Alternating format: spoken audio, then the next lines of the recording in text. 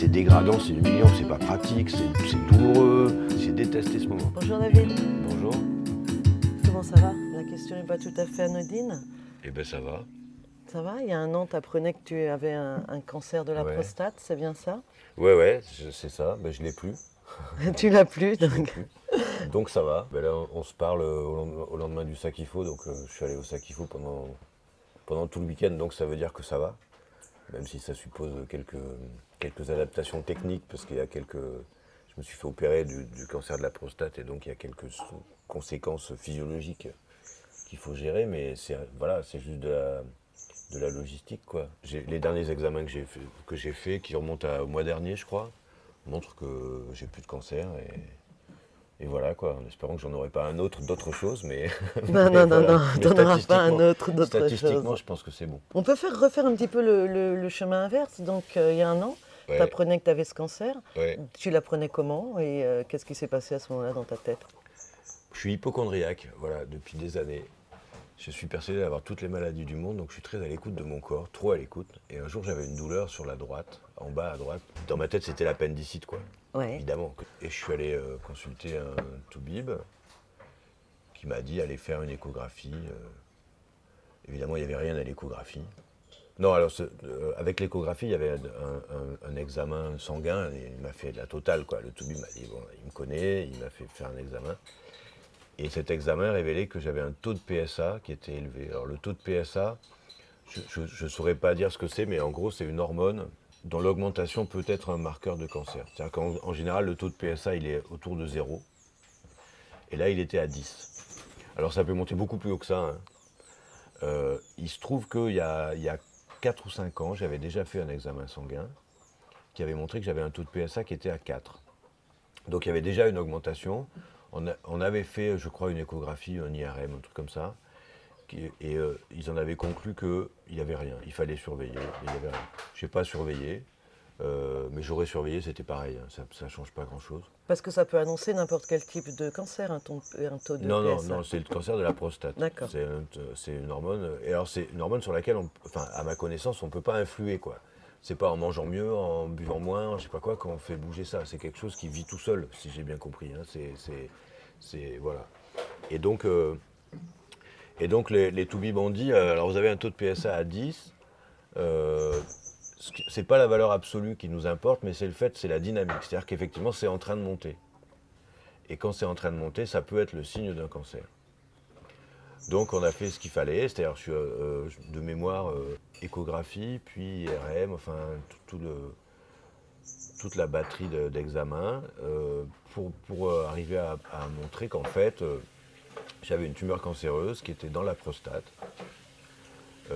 Alors c'est rigolo, c'est étonnant parce que je t'en parle là maintenant, il me semble que j'ai tout oublié, c'est-à-dire au moment où je l'ai vécu, je n'avais que ça en tête.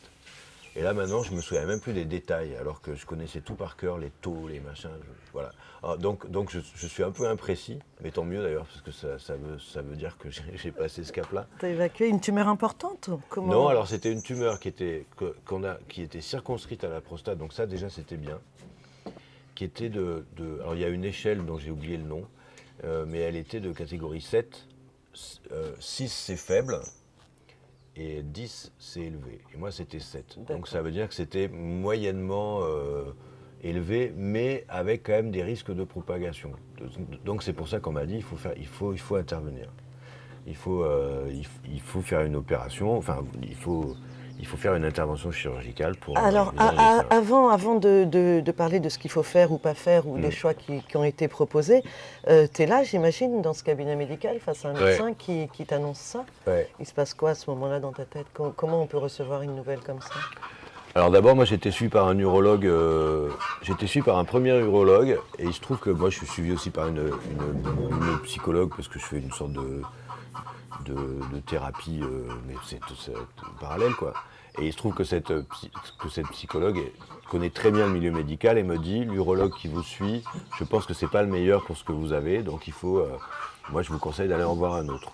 Donc ça déjà c'était un privilège que j'avais, mine de rien, c'était d'être en contact avec quelqu'un qui connaît le milieu et qui m'est orienté vers la bonne personne.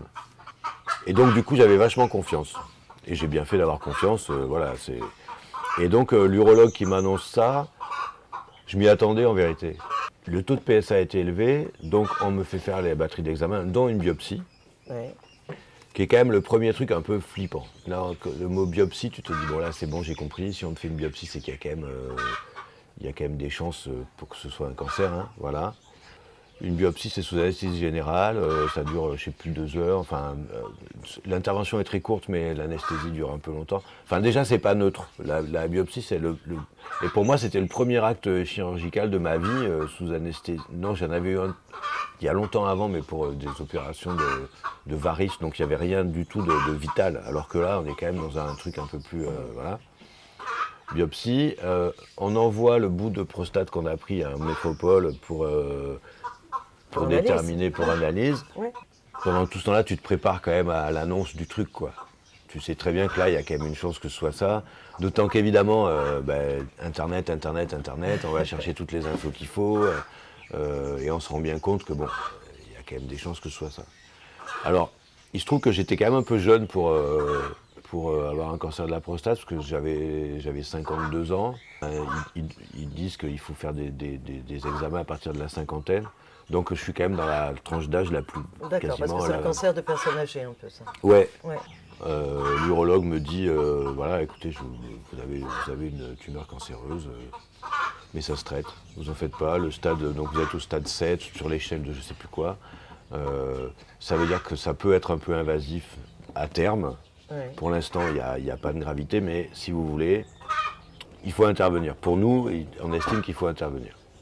Il dit un cancer de la prostate, il y a des gens qui peuvent vivre toute une vie avec un cancer de la prostate sans le savoir et mourir d'un rhume des foins, quoi. C'est vraiment... c'est un cancer très lent alors. Ouais, ou qui peut très bien ne pas se développer. C'est-à-dire on peut avoir une tumeur qui ne se développe jamais. C'est ceux qui sont du stade 6 par exemple. Ouais, elle reste C'est-à-dire dans voilà. la prostate des années, Voilà. et puis... Là en fait, dans ce cas-là, ils font un suivi. C'est-à-dire ils font ce fameux taux de PSA, ils font tous les ans ou tous les 2 ans, examen sanguin. Si ça grimpe pas, on fait rien. Si ça grimpe, on commence à réfléchir à des interventions. Mais si ça monte pas, on fait rien et on peut vivre une vie entière comme ça. Après, voilà, il y a des tumeurs comme la mienne où on disait peut-être que celle-là, elle peut, on ne sait pas, mais elle peut potentiellement se développer. Donc pour éviter qu'elle se développe, le mieux c'est de l'enlever. Et alors là, je me renseigne. Alors, donc là, il me dit il y a 2 solutions. Alors, la solution qu'on vous préconise, donc c'est là qu'il donne les bonnes nouvelles. Vous êtes jeune. Je ne savais pas que j'étais jeune, mais vous êtes jeune. Vous êtes en bonne santé. Je ne savais pas que j'étais en bonne santé, mais je suis en bonne santé. Donc, ce qu'on préconise, c'est la prostatectomie, c'est-à-dire on l'enlève carrément. La prostate, ça sert à quoi? Alors là, je ne sais pas exactement à quoi ça sert. Alors, je sais pas quelle est la totalité des services que rend la prostate, mais il y en a un qui est quand même important, c'est que c'est la prostate qui permet la sécrétion de sperme. C'est quand même un truc assez important. Moi, il se trouve que moi, j'ai déjà des enfants, donc ça va, de ce côté-là, ça ne me gênait pas. Sauf que quand même, symboliquement, c'est pas rien, quoi. De te dire, on va t'enlever, on va vous enlever l'instrument qui produit ça. Voilà, c'est pas neutre. Voilà. Mais ça a produit le sperme, mais ça a aussi un impact sur les érections? Ah oui. Enfin, C'est la lié, prostate, tout ça? non, mais l'intervention chirurgicale, oui. D'accord, la prostate. C'est-à-dire que la non, prostate, c'est pas la ok. prostate qui fait qu'on a une érection, mais quand on l'enlève, une opération de la prostate, c'est on enlève la prostate, qui est je sais pas comment ça doit être gros comme ça, je sais pas. Comme ça, c'est-à-dire quelques Je centimètres? sais pas, quelques centimètres, ouais. On enlève la prostate, mais pour cette opération, évidemment, on va triturer les nerfs, le périnée, enfin toutes ces choses-là, tous les nerfs, les muscles qui sont dans ce coin-là. Et du coup, les conséquences directes, c'est une incontinence urinaire, alors qui peut mettre des mois à se résorber, ou des années. Et puis, une perte de l'érection qui peut être définitive dans certains cas, mais qui, sans doute, dans mon cas, risque de revenir. Il me faudra peut-être 1 an, 2 ans, 3 ans, je sais pas. Voilà, donc c'est pas quand on t'annonce ça, tu vois. Est-ce que tu as un choix, tu as un éventail de solutions devant toi à ce moment-là? J'ai le choix. L'autre solution, c'est de faire des irradiations, c'est-à-dire d'éliminer la tumeur par des irradiations. Ça suppose pendant 2 mois d'aller tous les jours à la clinique, se faire C'est la radiothérapie? Ouais. D'accord. La radiothérapie, pendant 2 mois, vous allez à la clinique tous les jours, vous faites votre quart d'heure de rayon. et vous rentrez chez vous. Normalement, c'est pas très fatigant, c'est ce qu'il me dit, normalement, c'est pas très fatigant. Il y a juste un inconvénient, enfin, parmi tous les inconvénients, il y a quand même pas mal d'inconvénients. Il y a les mêmes inconvénients que dans la prostatectomie dans une certaine mesure, c'est-à-dire que c'est quand même pas neutre au niveau des fonctions érectiles et urinaires, même si c'est moins fort. Il y a aussi le risque que les irradiations génèrent des brûlures que vous pouvez ressentir ensuite pendant des mois ou des années à la miction ou quand vous allez à la selle ou aux toilettes, tout ça, voilà, ça c'est possible. Et surtout, la chose, c'est que si on fait des irradiations, s'il y a une récidive, on ne pourra pas enlever la prostate.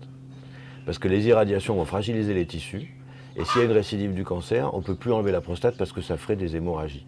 Les tissus sont trop fragiles, sont trop brûlés pour ensuite pouvoir être manipulés de manière sécure, quoi. D'accord. Alors là, c'est quand même la question, on se dit, bon, alors là, dans ma tête, c'était hésitation, qu'est-ce que je fais, tout ça. Et là, c'est pareil, alors j'avais 2-3 connaissances de gens qui connaissaient des gens. J'ai eu l'avis d'un troisième cancérologue qui était à Saint-Pierre, lui, par téléphone, super sympa. Le gars m'a dit, envoyez-moi tous vos IRM, vos trucs. Je l'ai tout envoyé par mail, par WeTransfer.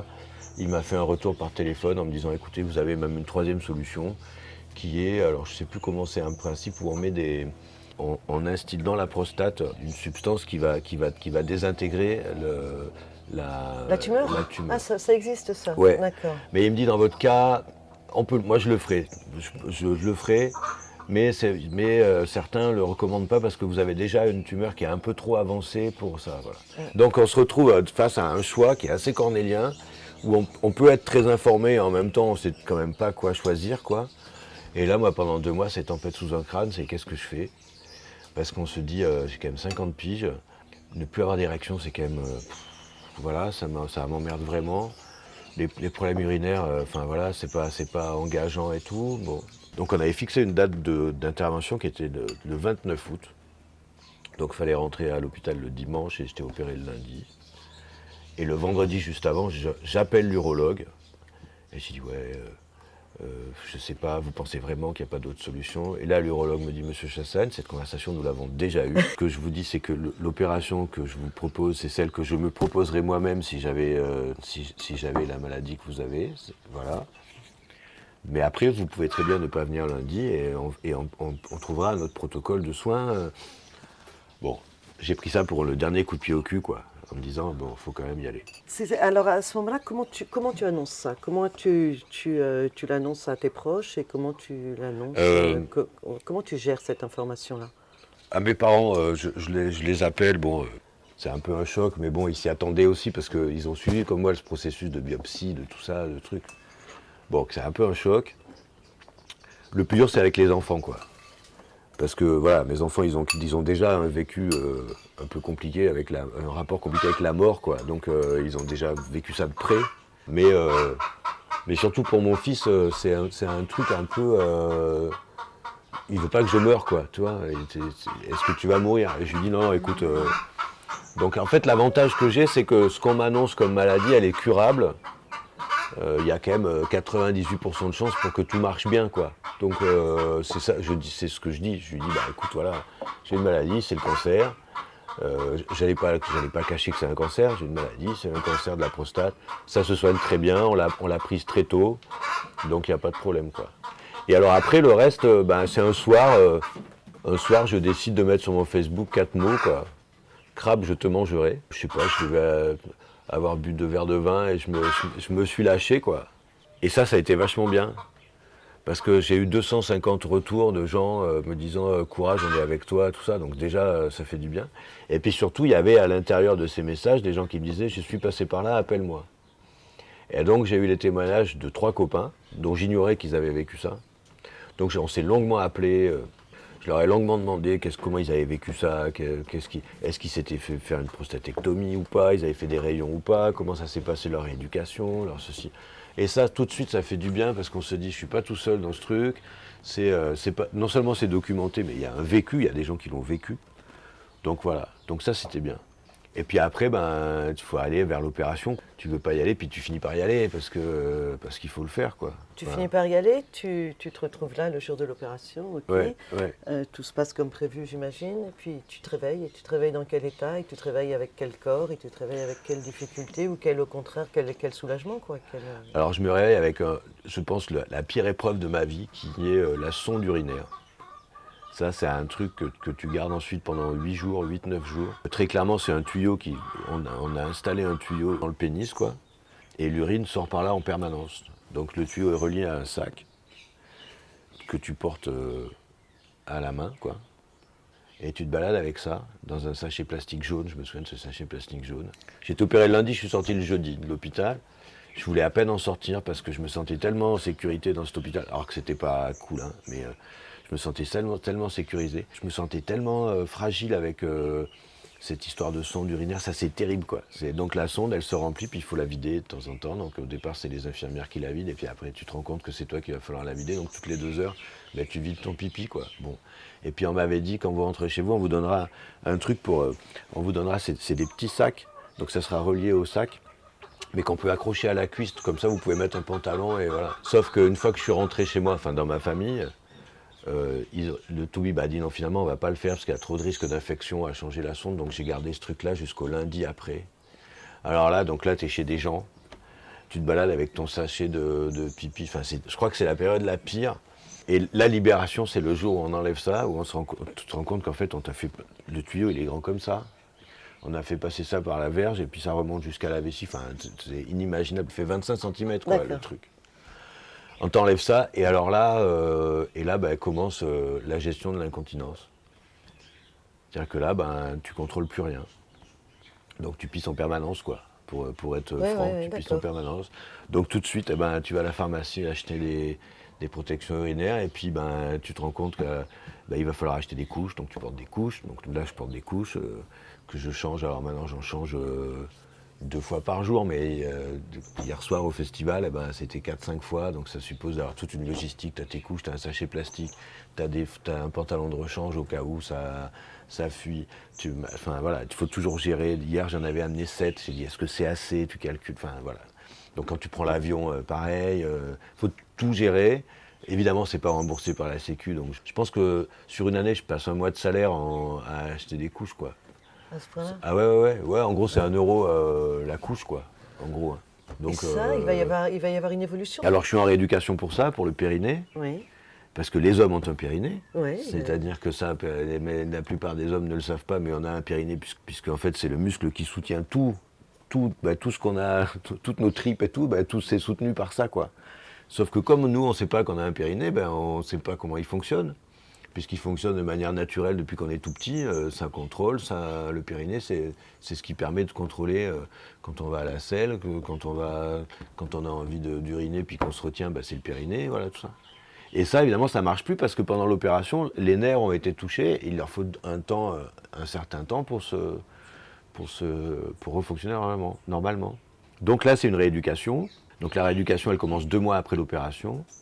Là, on va chez une kiné qui est spécialisée là-dedans. Il se trouve qu'elle est juste à côté de chez moi, donc c'est très bien. Et là arrive cette rééducation avec une sonde. Et là, c'est surréaliste. C'est-à-dire qu'on vous met une sonde dans l'anus, quoi, et puis on joue aux jeux vidéo avec son cul. Moi, j'ai appelé ça la PSQ. Mon fils appelle ça la PFS4. Mais c'est fou. C'est-à-dire que c'est ingénieux. Hein. La sonde enregistre les contractions du périnée. Donc le but du jeu, c'est de faire contracter tout ça pour que ça se remuscle, en gros. Et donc vous avez sur l'écran, c'est un joli petit chemin, c'est un petit parachute qui va manger des nuages. Donc il y a un chemin qui est en bas de l'écran. Et puis de temps en temps, le chemin il monte en haut de l'écran, ça veut dire que là il faut serrer le périnée pour voilà. Et puis après il faut tenir le périnée serré. Et puis après on peut relâcher. Donc comme ça il y a plein d'exercices. Alors ça peut être hop tout de suite comme ça un pic, comme ça. Donc vite il faut retenir, il faut relâcher. Ou alors il faut tenir 12 secondes ou 8 secondes ou 4 secondes. Et donc il y a un pourcentage. Donc le but du jeu c'est de monter à 70%, puis 72%. Et donc on passe du temps à jouer aux jeux vidéo comme ça. Alors il vaut mieux le prendre comme ça en rigolant, mais franchement c'est pas drôle, quoi. Et puis surtout moi dans mon cas, je trouve que ça avance pas beaucoup. Alors c'est peut-être moi qui ne suis pas assez discipliné parce qu'il faudrait que je fasse aussi des exercices chez moi et tout ça. Et ça avance pas beaucoup, donc ça fait quand même des mois que je suis dans ce truc-là, alors que normalement en 4-5 mois ça aurait dû être beaucoup mieux résolu que ça. Mais je pense que l'opération m'a beaucoup bouleversé, mon cerveau, enfin ça m'a beaucoup plus bouleversé que je le pense. Et donc je pense que mon corps a du mal à se remettre en train. Il y a un traumatisme clairement, quoi. Et voilà, mais c'est rien finalement. C'est rien à côté de la menace d'un cancer où tu te dis, bon, ça peut évoluer à tout moment, mais c'est surtout rien par rapport à cette sonde urinaire. Pour moi, c'est ça le vrai traumatisme du truc. Il y a des gens qui vivent avec une sonde urinaire à vie, quoi. Je sais pas comment ils font. C'est dégradant, c'est humiliant, c'est pas pratique, c'est douloureux. J'ai détesté ce moment. Donc ça, je préfère avoir 8 couches dans mon sac que de remettre cette sonde urinaire. Non, la leçon, j'ai pas de grande leçon là-dessus. Moi, je suis hypocondriaque, comme je disais depuis des années, donc quelque part, il fallait bien qu'un jour, je finisse par avoir une vraie maladie, quoi. À force de me les inventer, il fallait bien qu'il y en ait enfin une vraie, quoi. Que, là, au moins, voilà, j'étais dans le dur. La chance que j'ai, c'est on l'a détectée tôt et elle était curable tout de suite. L'autre chance que j'ai, c'est que c'était une maladie sur laquelle je ne peux pas culpabiliser. Tiens, c'est un cancer sur lequel je n'y suis pour rien. C'est la fatalité. C'est pas mon mode de vie, c'est pas mon stress. Alors, quoique le stress a sans doute de l'impact sur tous les cancers, mais c'est pas... Fatalité, il n'y a pas d'élément déchécleur au cancer de la prostate. Il n'y en a pas de connu, en tout cas. Je crois qu'il n'y en a pas de connu. Référencé. Le truc, alors ce qui joue, c'est l'hérédité, je crois, la génétique. Alors, pourtant, dans ma famille, il ne me semble pas qu'il y ait eu de cas. Mais je crois que c'est le seul truc dont on est à peu près sûr, c'est que quand il y a un risque plus fort, quand il y a eu des antécédents familiaux. Mais sur le reste, on n'arrive pas à prouver, que le côté environnemental joue. Moi, je pense qu'effectivement, tout ce qui est pesticides, ça joue, tout ça, ça joue, mais comme sur tous les cancers.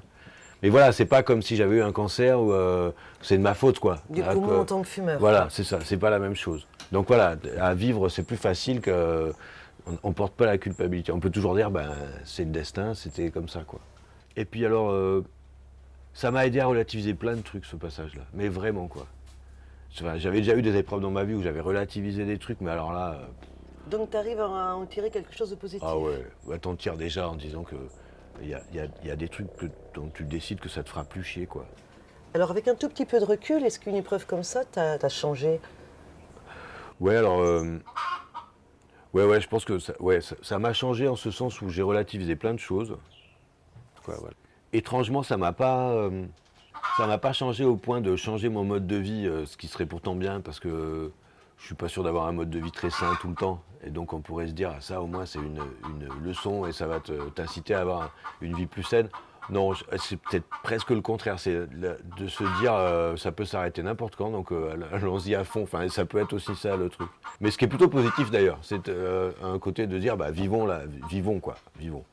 Mais le plus positif, ouais, c'est de relativiser plein de choses. Je me prends plus la tête. Enfin, il y a plein de choses sur lesquelles je me prends plus la tête comme avant. Ouais, je me dis que il y a des tas de trucs sur lesquels on s'échine à faire des conjectures et en fait, ça sert à rien, quoi. Je veux dire, là, quand on est face à ce truc-là, on se dit là, de toute façon, si je le fais pas, c'est pas que je vais mourir tout de suite, hein, mais ça peut arriver. C'est un vrai choix de vie d'adulte, en fait, de se faire opérer ou pas. Là, et puis c'est que toi, quoi. C'est-à-dire que tu peux demander plein de conseils, mais il y a un moment où c'est que toi et ton toubib. Il y a un moment où c'est toi, et puis le toubib était très bien. Il me dit, quoi que vous choisissez, de toute façon, vous guérirez, et on vous accompagnera. Mais n'empêche qu'en creux, moi, je disais, mais vous ne pouvez pas me dire un truc... il me disait, bah oui, moi, je vous préconise ça, mais les autres formules, ça marche aussi. Donc il y a un moment où c'est ton propre choix, où tu dis, ben j'y vais, et puis voilà, quoi. Non, le positif, c'est ça, c'est de se dire que, écoute, on se prend la tête sur des trucs qui ne méritent pas qu'on se prenne la tête, et voilà. Et finalement, le négatif, c'est que il y a des fois où je ferais mieux de me prendre la tête, tu vois. J'ai l'impression que maintenant, il y a un côté un peu désabusé dans ma perception du monde, en disant, ouais, non, les gars... vous vous engagez pour des tas de trucs, mais ça sert à rien. Enfin, c'est très étrange. Et puis l'autre côté positif, je suis content de l'avoir dit aux gens, quoi. d'avoir dit aux gens que j'avais cette maladie, qu'on en parle, que voilà, moi je suis pas là pour transmettre le message, mais je suis content d'avoir dit, parce que moi ça m'a fait du bien de le dire, c'est juste ça. C'est qu'en le disant aux gens, ça m'a apporté plein d'énergie. On m'avait contacté donc pour un nouveau boulot, il fallait passer un entretien. Les gens m'ont appelé pour me dire on fera l'entretien quand tu es en forme et tout, il n'y a pas de souci. Donc il y a un côté, si tu caches ça, ça va être compliqué quoi. Autant le dire, et les gens en fait s'adaptent à ta vie, à ton environnement si tu le dis quoi. Et voilà. C'est pour ça que tu participes à ce podcast aujourd'hui? Bah ouais, parce que c'est un truc simple en fait. Moi je trouve que c'est simple de parler de ça. C'est simple parce que la maladie n'a pas été grave pour moi, parce que si je me savais condamné, peut-être j'en parlerais pas. Là je me sais sauver, c'est plus facile de parler. Mais oui, non, puis parce que ce fameux taux de PSA, là, tous les 6 mois ou tous les ans, il va falloir que je refasse un test, avec toujours ce risque que ça remonte. Bon, si ça remonte, on verra. Si ça remonte, là, on sait qu'on peut faire des rayons, on sait que, voilà. Mais ce taux de PSA, c'est tout simple, hein, quand à partir de 50 ans, tous les 2 ans, je sais plus, il faut vérifier, mais je crois que tous les 2 ans, faire une prise de sang, regarde le taux de PSA, et ce serait bête de ne pas le faire, quoi. Et alors que si on ne fait pas ces tests-là, la maladie elle va avancer jusqu'au moment où le cancer sort de la prostate pour s'étendre à la vessie, à je sais pas où, et là ça devient vraiment beaucoup plus compliqué, quoi.